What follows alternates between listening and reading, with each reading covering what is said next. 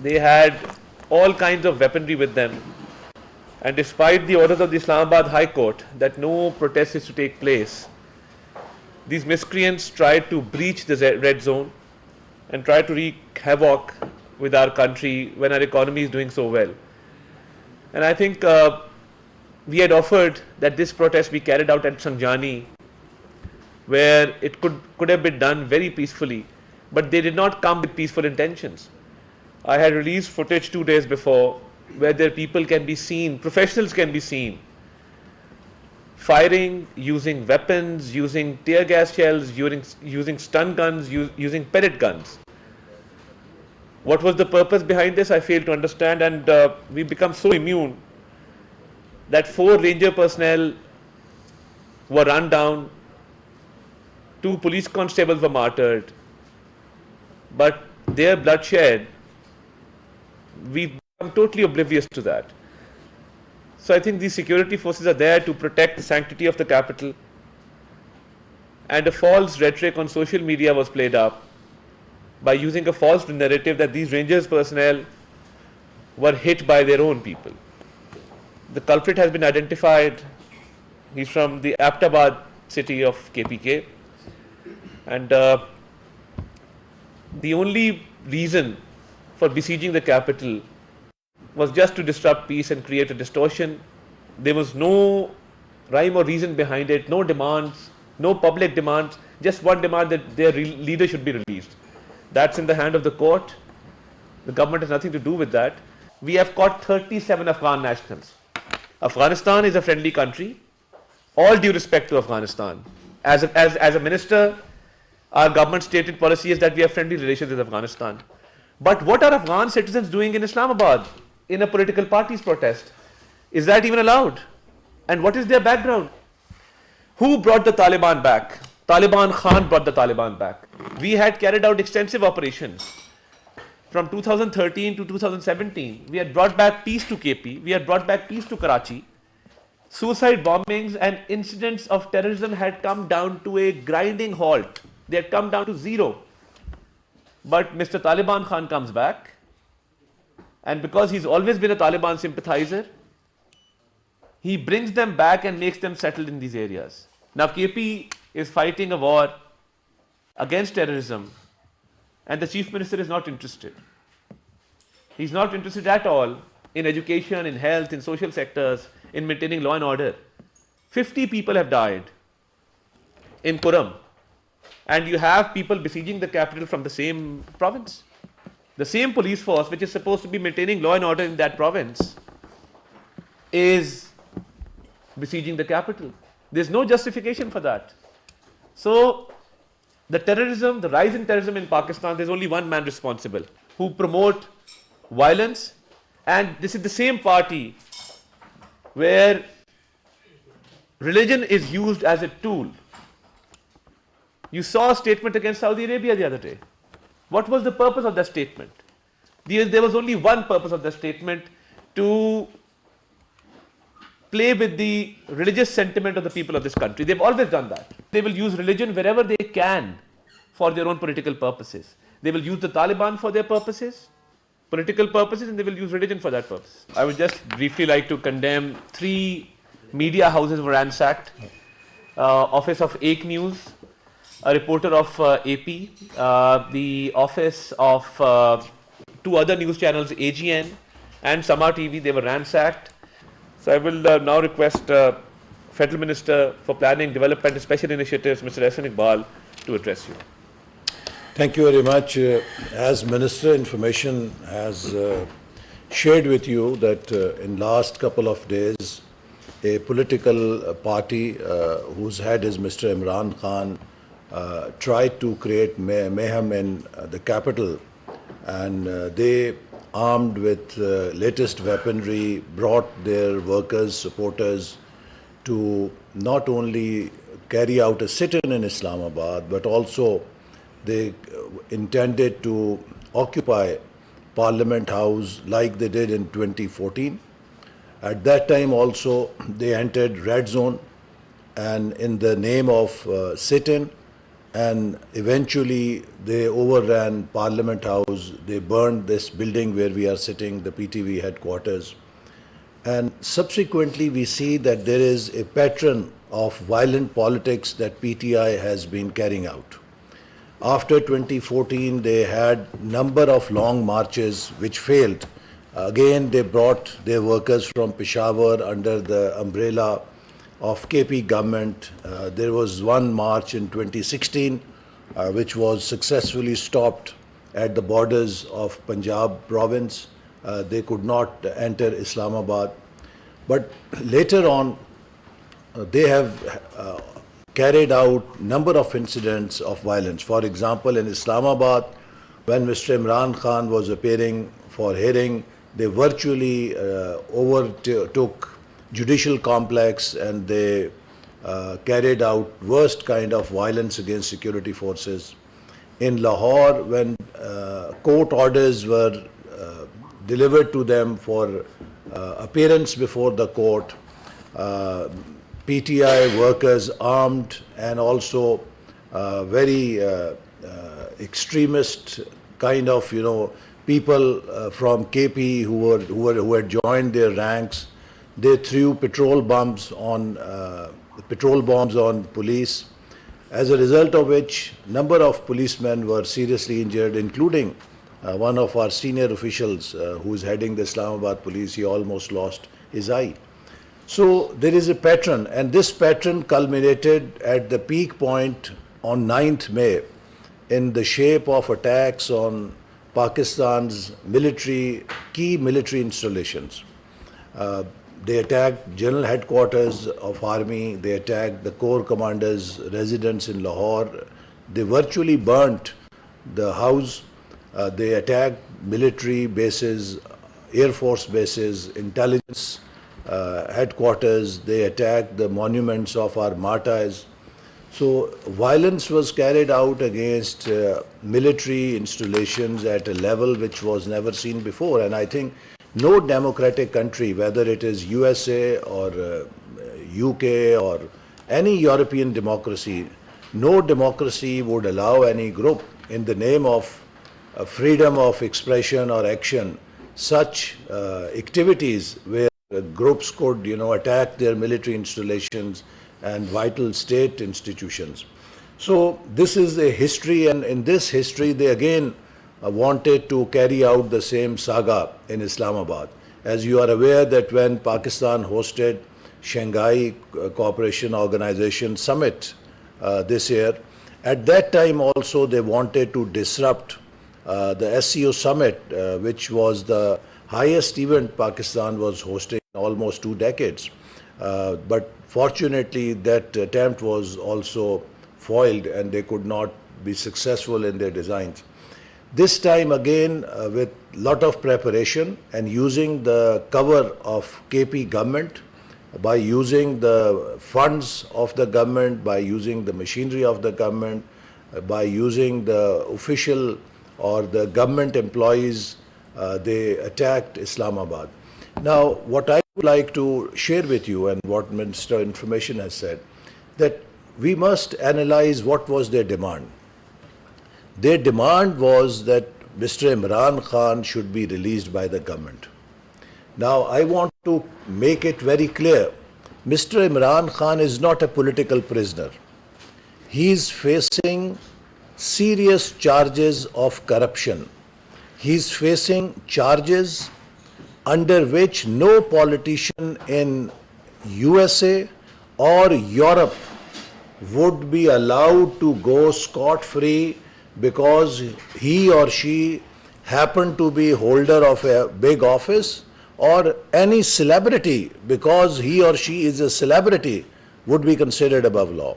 So he has to provide answers and he has to provide evidence that he has not done anything wrong. Instead of doing that, they are evasive of the trial. Their lawyers are busy trying to delay the trial, just as they did in the foreign funding case, when his party was found guilty of getting funding from abroad against the laws of the land, and when this proceedings started in Election Commission. They delayed these proceedings for 6-7 years. The second case he faces is even serious. 190 million pounds were returned by National Crime Agency of UK to Pakistan when they confiscated this amount from a Pakistani national who could not justify that money in London and had been found guilty of money laundering crime. According to the international conventions and law, UK government handed this money back to government of Pakistan. Instead of depositing this 190 million pounds in the state exchequer, Mr. Imran Khan, in collusion with one of his financiers, who was his political financier, Mr. Malik Riaz, he gave UK authorities the direction that this money be deposited in an account opened by Supreme Court for Mr. Malik Riaz to deposit his fine money for the fine that Supreme Court had imposed him. So actually what Mr. Imran Khan did, he converted that money that had been confiscated in London into white money for this financier of his, and he stole 190 million pounds from Pakistan's treasury. Besides that, he is facing charges for inciting 9th May violence. That is again a major crime. Look what happened in UK when recently there were racial riots, or before that there was arson on the streets of London. How did the UK judicial system act? In 24 hours they punished all the culprits so that those crimes do not happen again. So similarly, Mr. Khan is facing these serious allegations of corruption, of inciting violence against the security institutions of Pakistan. No country in the world allows such kind of arson, such kind of violence against its state institutions. We faced all sorts of charges, from Mr. Nawaz Sharif to Mr. Shehbaz Sharif to Maryam Nawaz to Mr. Hamza Shehbaz to Khaja Asif to Shahid Khaqan Abbasi to myself to Rana Sanaullah to Khaja Saad Rafiq, and name, Mr. Miftah. All the ministers, all the frontline leaders faced bogus cases during Imran Khan's tenure. We were all put into jail. We never went to US congressmen begging for mercy.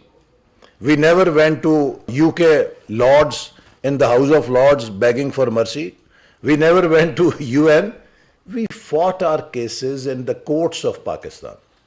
And we would like an early conclusion of those cases, because if the cases were concluded, we knew that the reality or the truth will come out. We were not evasive of the trials. But Mr. Khan, instead of contesting his cases in the courts, chooses to create a hue and cry. It is the judiciary of Pakistan that has to decide his cases.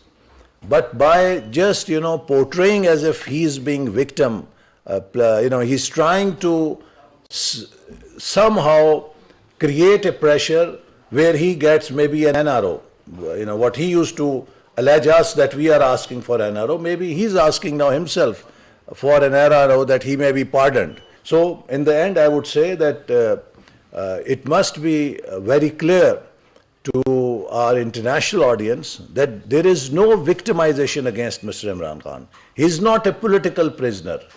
He is facing serious charges on the basis of which no politician, no public office holder, or no celebrity in Western world will be allowed to go scot-free. Can you please elaborate the details that how the security forces dispersed the protesters? Like what was their methodology? Like did they use tear gas? Did they use baton or whatever stuff? It is coming out of the spin factory of PTI media cell in order to divert attention from the humiliation they faced, from the tall claims their leaders were making that we will sit here till Mr. Imran Khan is released, from the embarrassment that the spouse of Mr. Imran Khan and the chief minister of KP fled from the scene, leaving their workers, at the mercy of the security forces to pick them up and arrest them. And this is what they have done all along. They have used their workers as a fodder for their political ambitions, for their political designs. The internal rift within the party, you saw that major leaders were missing from this protest. We saw Atif Khan was not there, Tarar And Ahsan was not there, Asad Kaisar was not there, Hamad Azhar was not there, the Secretary Information Sheikh Waqas Akram was nowhere. So basically, the rift between Alima Khan and Bushra Bibi, this is the first time that they've come so far because Bushra Bibi wanted to stage an internal coup within the party. Government confirm us at this moment, were there any civilian deaths among the protesters, number one, and if there were, how many were there and how did that happen? The health department has issued two statements, one from the Polyclinic Hospital and one from the PIMS Hospital, stating that they received no dead bodies. There was a fake list which was circulating on the social media. They have declared that list to be fake.